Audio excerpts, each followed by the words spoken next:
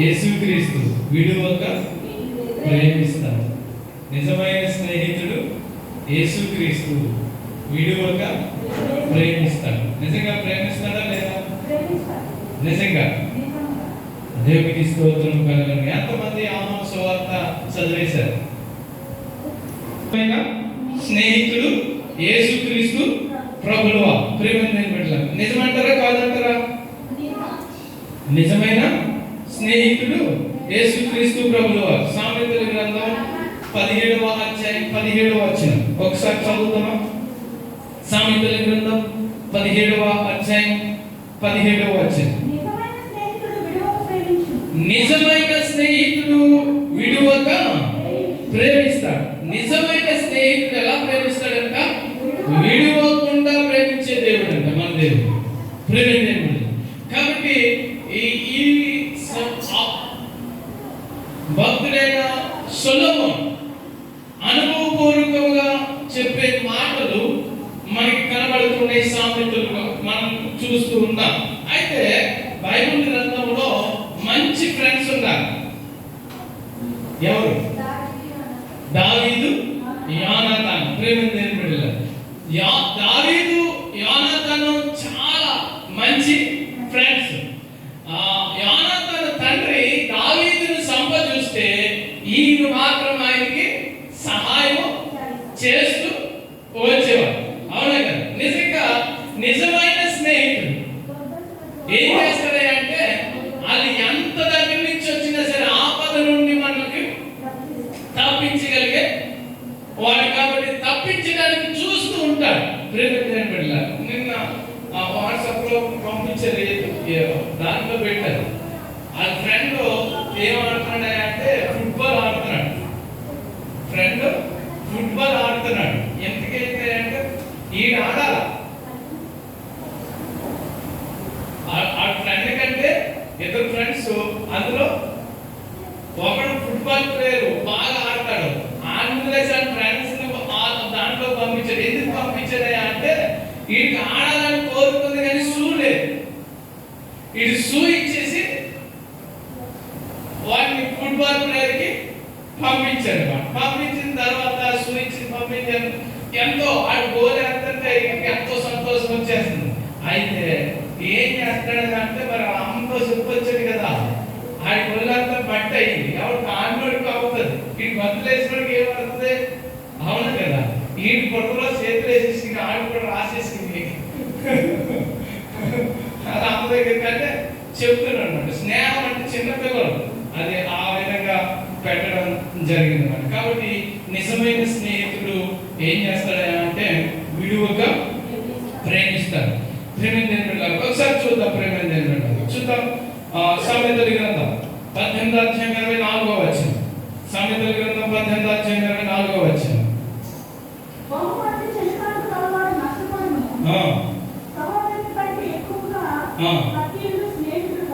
దేవునికి స్తోత్రం కలుగును గాక. సహోదరుని కంటేను ఎక్కువగా స్నేహితుడు కలడు. ప్రేమించే బిడ్డలు.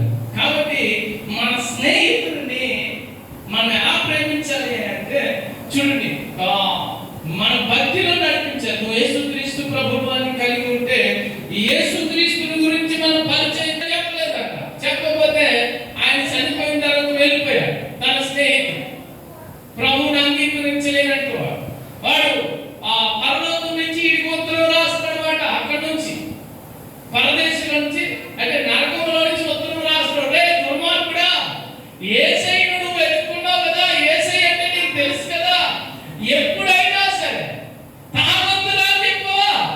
ఎప్పుడైనా చెడు ఆలోచనలకు ఆలోచించొద్దురాని చెప్పవా? రే దుర్మార్గుడు, నువ్వే క్రైస్తవుడరా అని చెప్తున్నాడు. మీకు కావాలంటే యూట్యూబ్ లో ఉంటుంది, ఆ షార్ట్ ఫిల్మ్ అది మీరు చూసుకోవచ్చు. ప్రేమించడం. కాబట్టి మనము దేవుణ్ణి పరిచయం చేయాలి. నిజమైన స్నేహితుడు ఏం చేస్తాడు? వాడు నశించుకోవడానికి ఇష్టపడ్డాడు. అందుకనే యేసు ప్రభువు వారు కూడా మనకి మంచి స్నేహితుడిగా ఉన్నాడు. మంచి స్నేహితుడు తన గొర్రెల కొరకు, మంచి కాపరి తన గొర్రెల కొరకు ఏం చేస్తాడు? ప్రాణాన్ని పెడతాడు. ప్రేమ.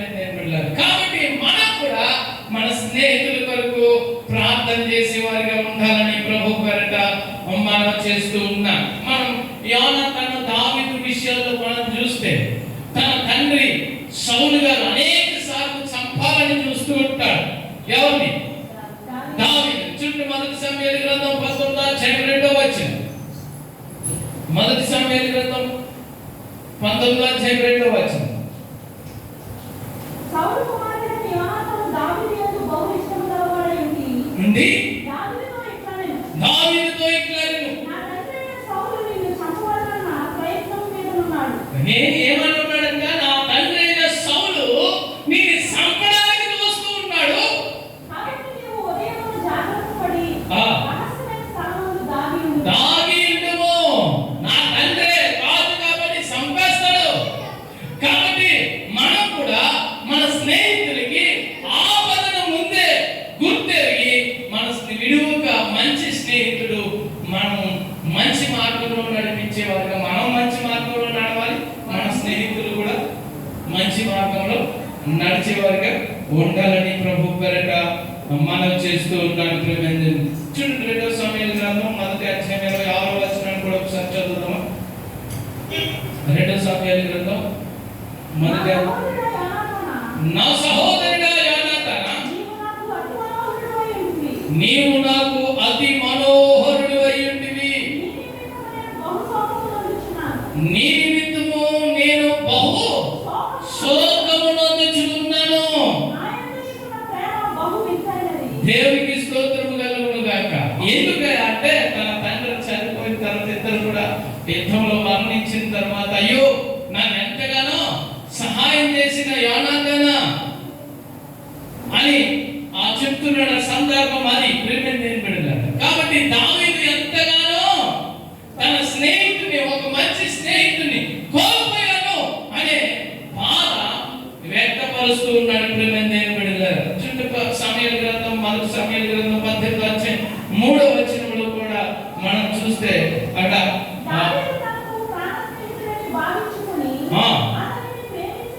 అతనిని ప్రేమించుచు దేవునికి స్తోత్రం. ఏ స్నేహితుడంట? ప్రాణ స్నేహితుడంట. దావీదు యోనాతానుకి ఏ స్నేహితుడంట? ప్రాణ స్నేహితుడు. మనం కూడా ఉంటాం. మనం కూడా నువ్వు ప్రాణ స్నేహితుడంట. ఆపద వస్తే ఏం చేస్తావు? ఆపద వస్తే ఇలాగే అర్ధరాత్రి ఎక్కడో బయటికి వెళ్ళి వస్తూ ఉంటుంటే ఒక ఇద్దరు కొబ్బరికాయలు కొమ్మటానికి వెళ్ళారంట. ఎక్కడికి వెళ్ళారంట? కొబ్బరికాయలు కొమ్మటానికి వెళ్ళారంట. రోడ్డు మీద వెళ్తూ ఉన్నారు. రోడ్డు మీద అర్ధరాత్రి 1 గంట ప్రాంతంలో ఎవరో ఒక అతను ముసలాయన నడుచుకుంటూ సైకిల్ తొక్కుకుంటూ అతని వీళ్ళు ఏం చేస్తారు? కొబ్బరికాయలు చేస్తూ ఉన్నారు. ఎక్కడ దూరం నుంచి వినబడుతున్నాయి సౌండ్. వీళ్ళు ఎవరు కొబ్బరి బండాలు దొంగిలించడానికి వచ్చారు. కొబ్బరికాయలు దొంగిలించడానికి కరెక్ట్గా సిద్ధిగడికి వచ్చినట్టు వస్తే ఎవరు అన్నాడట? అన్నాడంట. ఎవరు అన్నాడట? అన్నాడంట. అంటే అయ్యో బాబాయ్, ఇది మామూలు దెయ్యం కాదు అని ఆయన సైకిల్ కుదిరేసి పరిగెట్టేశాడు. ఇది మామూలు దెయ్యం కాదు అని సైకిల్ కుదిరేసి పరిగెట్టేసాడట. వెంటనే పైన ఉన్నవాడికి శాంతి బతుకంతా జారిపోయి నిజమే దెయ్యం కోసం అని అనుకుంటే దెయ్యం కావాలి ఏమీ లేదు. పైన ఉన్నవాడు అనుకుంటే అది దెయ్యమేమో అనుకుని పైన ఉన్నవాడు బరబరా దిగిపోయి పారిపోయాడు. పొద్దున్న తెలిసింది ఎంతకి దెయ్యం లేదు, ఏం లేదు. కింద ఇద్దరు వెళ్ళారు కదా, ఒరే పర్లేదురా, నా ప్రాణానికి నీకు ప్రాణం వేస్తాను, దెయ్యాలు వచ్చినాయి అవి వచ్చినాయి, నీకు ఎందుకు, నువ్వు చెట్టు ఎక్కువ, నీ కింద ఉన్నవాడు చెప్పాడట. బాబాయ్ మామూలు దెయ్యమని కానీ ముందే పెట్టేట. అంటే స్నేహితులు ఆ విధంగా ఉంటారు. మనం భరోసా ఇచ్చేస్తాం ఏమని, నా ప్రాణానికి నీ ప్రాణం. కానీ ఈ నిజంగా ప్రతి విషయంలో కూడా దావీదును కాపాడు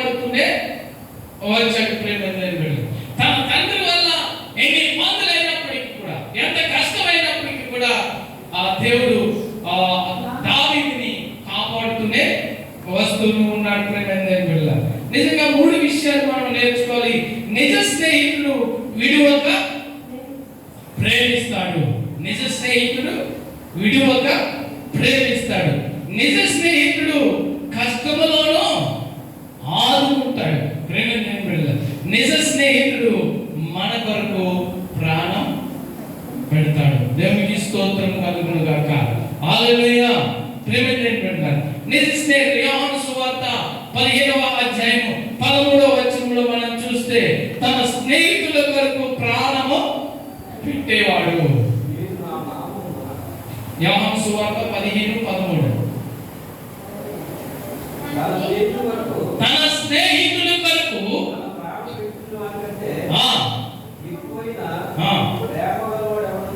లేరు. తన స్నేహితుల కొరకు ఏం చేస్తున్నాడంట? తన ప్రాణాన్ని పెడుతూ ఉన్నాడు. అది ఈ లోకంలో ఎవరు చేయగా మన యొక్క యేసుక్రీస్తు ప్రభువారు మాత్రమే మన కొరకు తన ప్రాణాన్ని పెట్టినట్లుగా మనం చూస్తూ ఉన్నాం. యోహాను సువార్త 10వ అధ్యాయం 11వ వచనం, నేను మంచి కాపరిని, మంచి కాపరి గొర్రెల కొరకు తన ప్రాణాన్ని పెట్టును. ఆయన మంచి కాపరిగా ఉంటున్నాడు. గొర్రెల కొరకు ఏం చేస్తున్నాడు? తన ప్రాణాన్ని పెట్టినట్టుగా ఉంటున్నాడు. ఎఫెసీయులకు రాసిన పత్రిక 5వ అధ్యాయం 2వ వచనం, క్రీస్తు మిమ్మలను ప్రేమించి పరిమళ వాసనముగా చేస్తూ ఉన్నాడు. యేసుక్రీస్తు ప్రభువు వారు మనల్ని ప్రేమించి ఏం చేస్తున్నాడంట? పరిమళ వాసనముగా చేస్తూ ఉన్నాడు. ఏంటి పరిమళ వాసన అంటే? సెంటు నుంచి రాయడం కాదు. నీ జీవితం అనేక మందికి సెంటు రాస్తే, ఇక్కడ రాస్తే ఆ గదంతా ఏ విధంగా అయితే విస్తరిస్తూ ఉంటుందో నీ జీవితం, నీ ప్రభుత్వం కూడా అనేకులుగా సాదృశ్యముగా, ఆదర్శముగా చేస్తూ ఉంటాడు. ప్రేమగా నీ జీవితము ఎలా ఫలభరితముగా ఉంటుందని దేవుని యొక్క లేఖనం సెలవిస్తుంది. చూడండి, మొదటి యోహాను రాసిన పత్రిక 4వ అధ్యాయం 7వ వచనం. మొదటి యోహాను రాసిన పత్రిక, ప్రియులారా మనం ఒకరినొకరు ప్రేమిద్దుము. యాదనగా ప్రేమే దేవుని మూలముగా కలుగుచున్నది. ఎవరి మూలంగా కలుగుచున్నట ప్రేమ? దేవుడే. ప్రేమించేవారు స్నేహితులుగా ఉన్న మనము ఆ ప్రేమ ఎక్కడి నుంచి కలుగుతుంది అంటే దేవుని మూలంగా కలుగుతుంది. ప్రేమించేవారు అందుకనే మనము ఆ ఆసక్తితో ప్రభు ఎత్తను, ప్రభుని మహిమపరచాలని ప్రభు పేరిట మనం చేస్తూ ఉన్నాడు. ప్రేమించేవారు ఇక చివరిగా 2 విషయాలు చెప్పి నేను ముగిస్తాను. ప్రేమించేవారు లూకాసు వార్త 12వ అధ్యాయము 4-5 వచనం. లూకాసు వార్త 12. నా స్నేహితులైన మీతో నేను చెప్పినది ఏమనగా,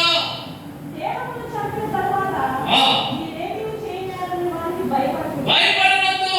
దేహమును చంపిన ఏమీ చేయలేనట్టు వారితో మీరు భయపడని అవసరం లేదు. దేవునికి స్తోత్రం. ఎవరికి భయపడాలి? దేవునికి స్తోత్రం కలుగును గాక.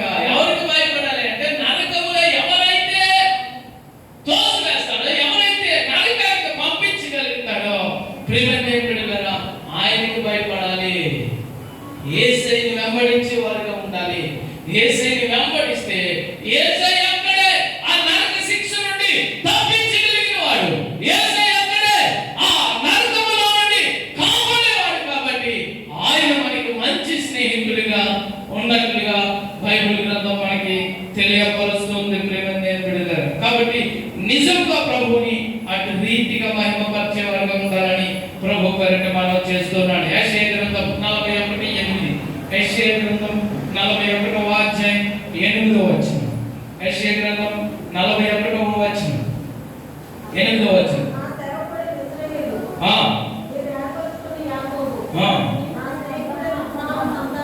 నా స్నేహితుడైన అబ్రహాము సంతానమా. దేవునికి స్తోత్రం. మనందరినీ కూడా చెప్తున్నాడు, నా స్నేహితుడైన అబ్రహాము